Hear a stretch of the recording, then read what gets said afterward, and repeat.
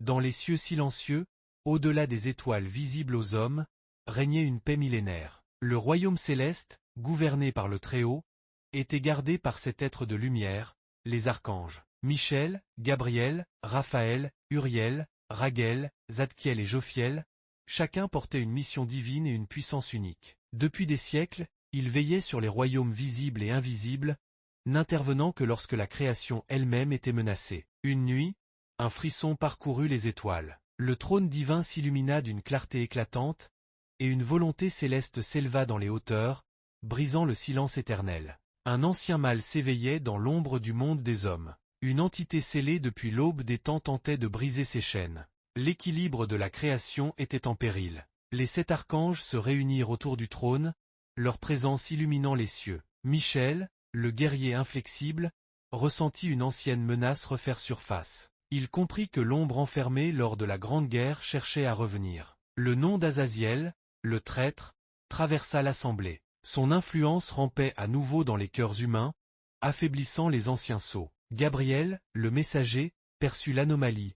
Aucun avertissement prophétique n'était parvenu, preuve que le mal avançait dans le silence, hors de portée des visions sacrées. Le Très-Haut leur ordonna alors de descendre parmi les hommes. Leur mission, retrouver 3 âmes élues, capables de raviver les flammes des anciens sceaux. Mais le danger était immense, car l'ennemi connaissait déjà leur venue. Les archanges, dans un serment silencieux, acceptèrent. Ils prirent forme humaine et descendirent dans le monde des vivants, chacun envoyé vers une région différente. Michel émergea dans une ville ravagée par la guerre, là où les prières s'élevaient au milieu des ruines. Gabriel apparut dans une bibliothèque oubliée, où un jeune écrivain cherchait désespérément la vérité dissimulée dans les textes.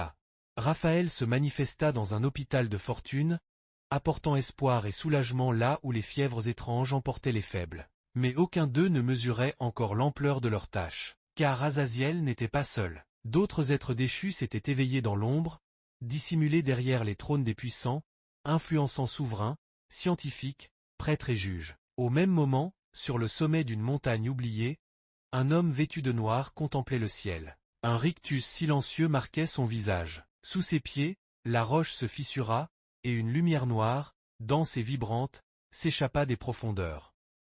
La terre, meurtrie par les conflits et les dérèglements invisibles, accueillit les archanges sous des formes humaines. Chacun, guidé par une intuition divine, suivait une piste vers l'un des 3 élus. Ces âmes rares, marquées par la lumière depuis leur naissance, portaient en elles la clé pour raviver les anciens sceaux. Michel, dans sa cité déchirée par la guerre, vit la souffrance à nu. Les prières montaient des décombres, non pour la victoire, mais pour la survie. Là, il rencontra Noura, une jeune femme au regard incandescent, capable de voir les âmes. Elle ne comprenait pas encore son don, mais ses visions des sceaux et des ténèbres guidaient ses pas. Michel la protégea sans révéler sa nature, guettant les signes du mal autour d'elle. Gabriel, dans les profondeurs d'une bibliothèque oubliée, observa un jeune écrivain solitaire nommé Elias. Ce dernier, obsédé par les textes apocryphes, recopiait d'anciens symboles sans en connaître la signification. Chaque mot tracé éveillait un fragment du passé,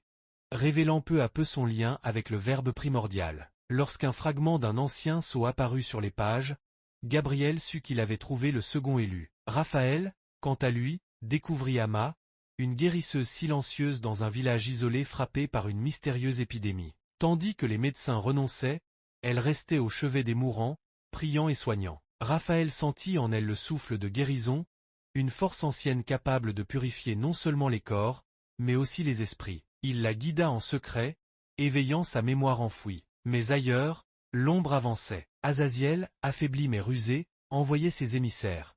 Des êtres déchus fondus dans la société humaine, camouflés sous des masques d'autorité et de bienveillance. Ils influençaient les décisions politiques, détournaient les vérités, semaient la peur. Un par un, les piliers de l'humanité vacillaient. Les archanges, bien qu'éloignés les uns des autres, sentaient l'étau se resse.